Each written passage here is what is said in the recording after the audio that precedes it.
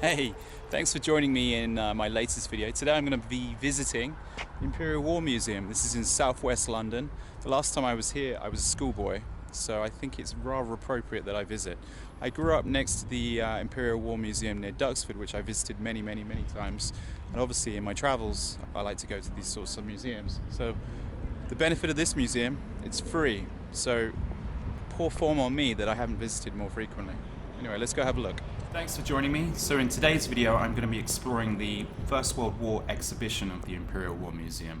I had planned to incorporate the entire museum into this one video, but I realized there's just too much to cover. So this video is just the World War I exhibition. I grew up in a little village just outside Cambridge, in the countryside of Cambridgeshire, and I spent my entire childhood when I wasn't in the classrooms looking down my garden, and I could see the Imperial War Museum in Duxford, and it was a museum I have fond memories of, and anytime I do get a chance I do try to go to the Imperial War Museum. However, the main museum and the main focal point for the Imperial War Museum is this one in Southwark, which is in South London. The Imperial War Museum was originally set up in the year 1917, and it was intended to record the civil and military war effort and the sacrifice of Britain and the Empire during the First World War. However, thankfully the museum's remit has expanded to include the conflicts of which the British and Commonwealth forces have been involved in since 1914. As an Englishman who's had distant family and close family serve in the conflicts of Britain, I've taken a firm interest in the history of British conflicts. And that is a long history. Many 21st century social justice warriors and people that haven't really taken any interest in history other than complaining about the atrocities of the past will screech when they hear the near mention of the British Empire.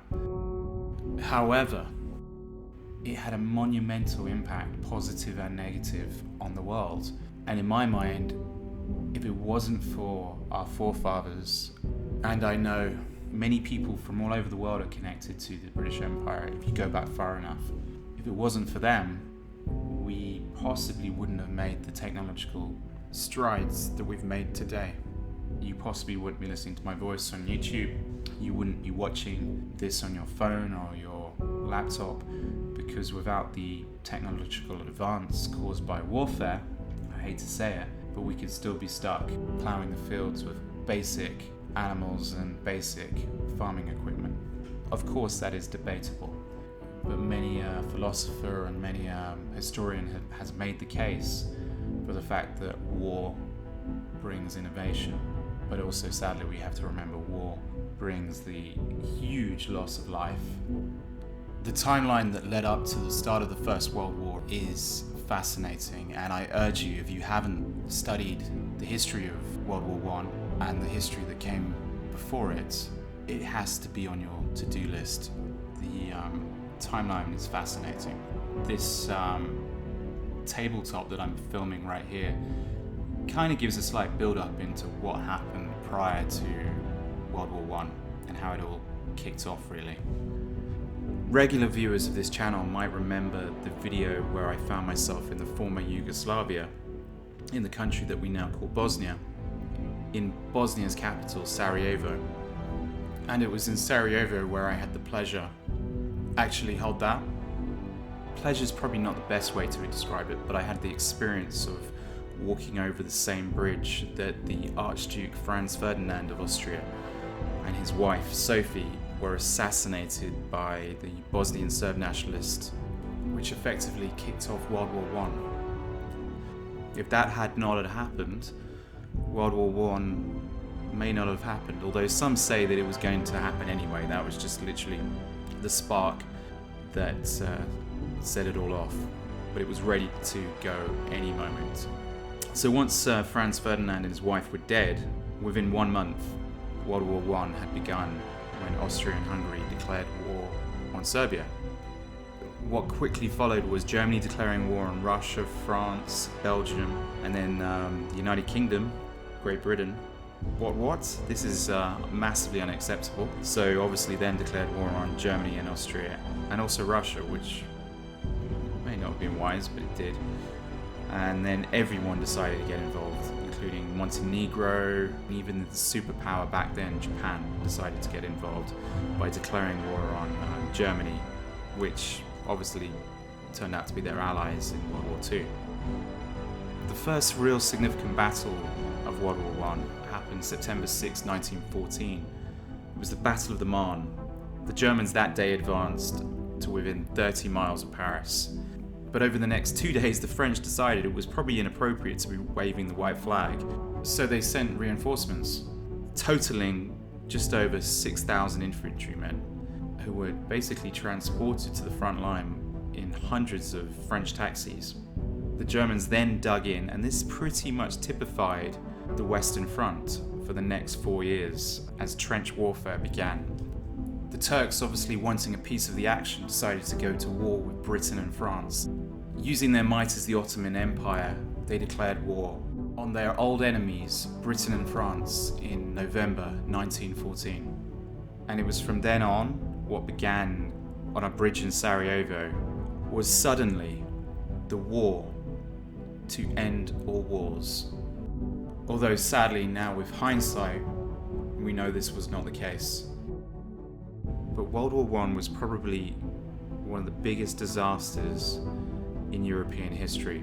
The number of fine men that were lost during World War I was obscene.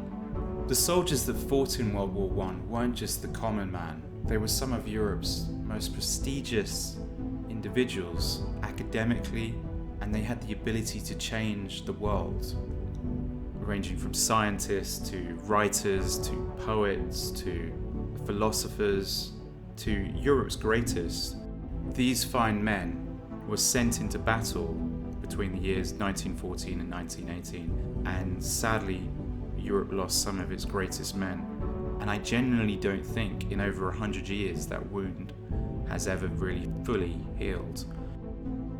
Europe has achieved great things since 1918, but I find myself wondering, despite the ingenuity that war brought us, I wonder what we could have achieved had those men survived and had Europe not lost so many great men, and if they'd just literally put their heads together and define themselves as Europeans and brothers rather than Europeans at war.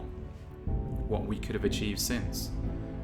I'm not convinced the USA would be the superpower it is today. I'm convinced Europe would be a far greater superpower if we hadn't have spent so much money and time and lost so much blood for such a pointless war for so many people that have so much in common.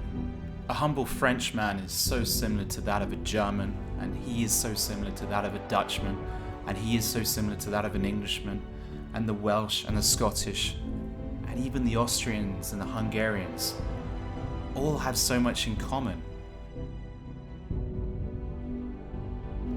I think for a lot of people, they go to church to remember the people from the past.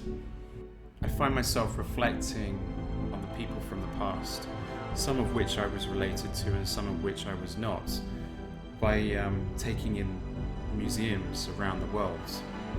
If you're a regular viewer to this channel, you'll witness that a lot of my videos encompass a lot of museums from different European cities and cities from far afield. I think it's important to remember the past, but I hate to say it, and it's been said too many times, I don't believe anyone learns lessons from the past, because we seem to repeat the same mistakes again and again, and that is proven by these constant disputes in far-off lands. I recently saw the Oscar-nominated film and the BAFTA-winning film, 1917. In my opinion, the only 5-star movie of the last year. It missed out on the Oscar to Parasite, a film I'm yet to see. I don't doubt Parasite isn't a good movie, but part of me honestly thinks, was it denied the Oscar because there has been this attack on Western civilization for the last 2 decades. It seems celebrating the bravery of what were the majority white men in the past seems very much frowned upon these days.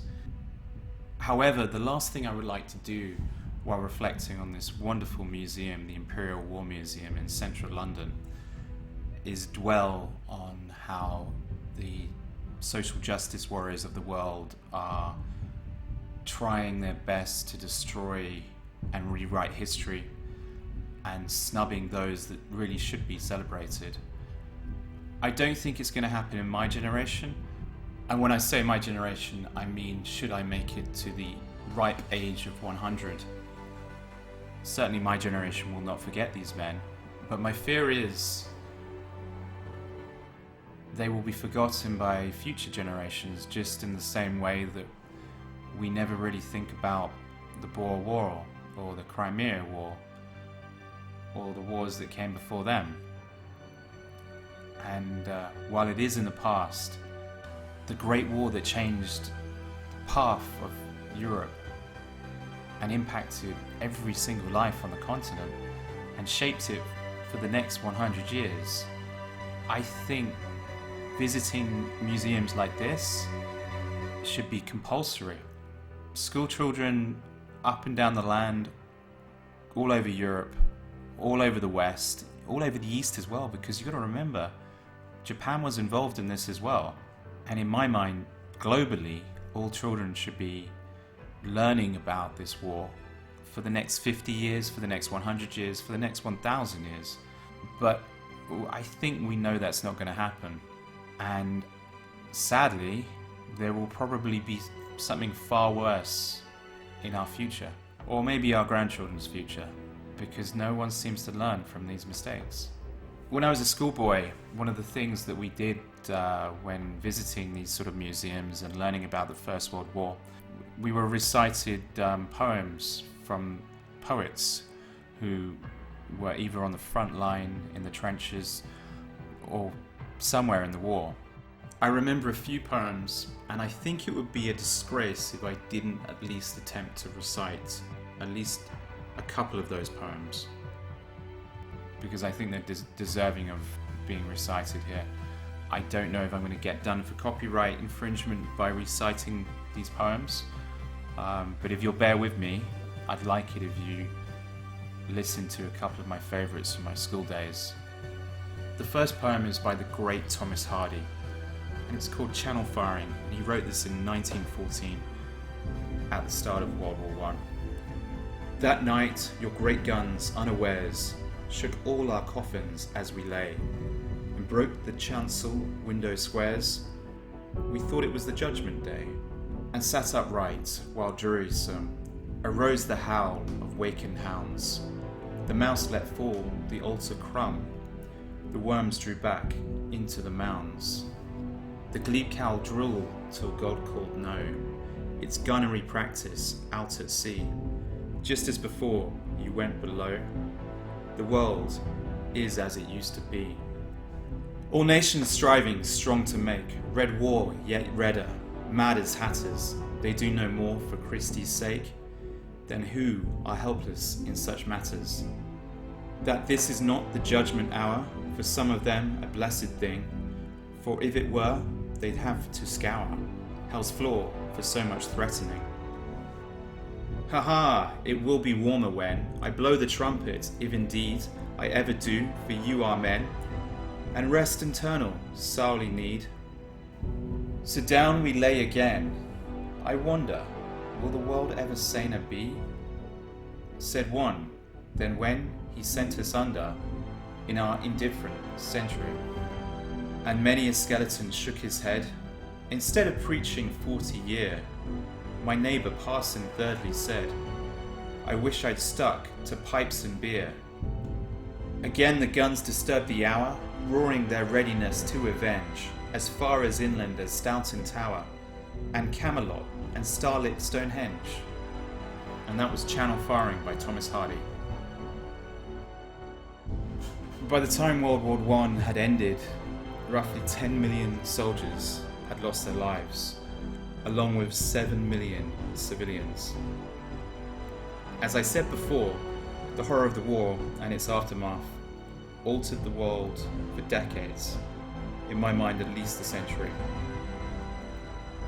The poets responded to the brutalities and the losses in new ways. The poetry that came out of the war are in a way like the poppies that came out of Flanders fields, where so much destruction comes life and beauty. One of World War I's famous poets, who died in 1918 before his book was published, wrote, "This book is not about heroes. English poetry is not yet to speak of them, nor is it about deeds or lands, nor anything about glory, honor, might, majesty, dominion, or power, except war. Above all, I am not concerned with poetry. My subject is war, and the pity of war." Possibly one of the most well-known poems from the First World War, and probably heard by most of you, and spoken far more eloquently than I could ever do it justice, is John Mccrae's In Flanders Fields. For me, this is an emotional one. While I may consider myself an Englishman, I know that I have Belgian blood and Dutch blood, and I can't imagine what some of my relatives that possibly didn't make it witnessed in those years. I think this poem is never going to be forgotten. I think they will be reciting this as long as there are humans, at least. And I think even when the aliens find our ancient civilization, this is probably one of the takeaways they will take from it. So this is In Flanders Fields by John Mccrae. In Flanders fields the poppies blow, between the crosses, row on row, that mark our place, and in the sky, the lark still bravely singing, flies scarce heard, amid the guns below. We are the dead. Short days ago, we lived, felt dawn, saw sunset glow, loved and were loved, and now we lie in Flanders fields. Take up our quarrel with the foe, to you from failing hands we throw. The torch, be yours to hold it high. If ye break faith with us who die, we shall not sleep, though poppies grow, in Flanders fields. And that was In Flanders Fields by John Mccrae. And here's the thing, I don't believe these men sacrificed so much for these Western nations to now throw it away. Our Western nations are being sold to the highest bidder in the name of globalism. And I do not think these brave men that spilt their blood for us did it for the highest bidder. What do you think? Because when I reflect on the bravery of these men, and I reflect how much they gave to Europe and to those that now live in Europe, I feel very few of us measure up. And there's a boding sense of anger at how our corrupt politicians and the CEOs of these mega corporations seem to be selling Europe down the road like none of this mattered. They may as well have not had died, because we are disgracing their memories by giving it up for a quick buck.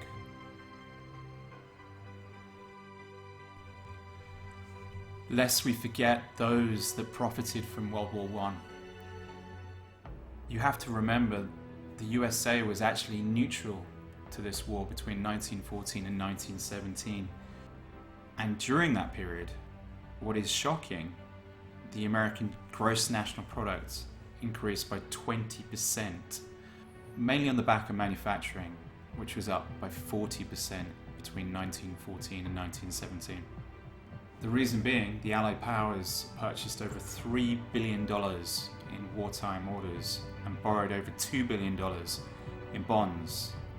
So the reality was, the war machine was profiting, but mostly it was the bankers, or the banksters, that were profiting. And I call them banksters rather than bankers. They are banksters because they've been profiting from war since money first existed. But in the last 2 centuries, it's next level sophistication. For example, the Rockefellers alone made in excess of 200 billion from that conflict. 200 billion. That's in the early 20th century. That's not small change today. And the numbers associated with the Rothschilds pale in comparison. On the back of World War I and World War II and all of the wars that have come since, the Rothschilds have made an astronomical amount of money. Why do you never see the Rothschilds on the cover of Forbes magazine? Why do you never see the Rothschilds in the top 100 rich list of the Sunday Times? Because they own all of this. In some capacity, they don't want their name out there, but they and families like them, every family associated with the Federal Reserve System, have profited from the patriotism and the bravery of these men. I am coming to the end of this exhibition, so I think I should just hurry it along. For those that don't know, the banksters financed both sides in most wars, and it certainly was the case in the First World War. The Rothschilds and the Warburgs were financing the Kaiser. Paul Warburg, a citizen of Germany, he was decorated by the Kaiser in 1912, and yet despite this, he was the vice chairman on the Federal Reserve Board. And you wonder why it took the USA so long to get involved? The same thing happened in World War II. So there was a huge conflict of interest, and there always has been, but they make money. As long as someone's able to repay the debt, they always make money. And they manipulate the system. For example, the Rothschilds bought the German news agency Wolf to further their flow of information to the German people and the rest of the world. One of the leading executives of Wolf was none other than Max Warburg. So you can see the Rothschilds and the Warburgs were highly manipulative and highly controlling of the propaganda that went on in World War I, financing the war, but also manipulating the people with their propaganda. And it gets worse. The Rothschilds bought interest in the Havas news agency in France and London Reuters. The tentacles of the banksters' families reached deep within the power of the elites. These guys entwined themselves in the US Food Administration, the American financial world, the British Secret Service, the Wilson White House, and every White House ever since. They are the shadow government, and they are the ones profiting from war after war after war, while good men die in the mud. And yet it keeps happening because these same bastards control all of the major news agencies, and that is exactly why you shouldn't be getting your information from CNN. You shouldn't be getting your information from Fox News, the BBC, the MSNBC. All of these guys are complicit and corrupt because of who they are owned by, pushing propaganda. Anyway, I should stop because I've just come to the end of this tour, and these guys make me angry.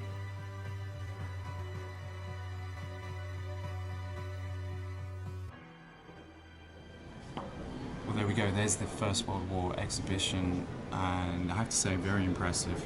Certainly changed a lot since I was a schoolboy. Very interactive. I have to admit, I sort of breeze around it. That was effectively for your benefit. So I'm now going to go back and ponder a few things, read a few things. Like I say, that's just, I didn't really want to speak during the process. If you made it this far, I'm impressed. That's just that exhibition. It's a permanent exhibition. The place is free. Join me in the next video if you want to see more. Thank you.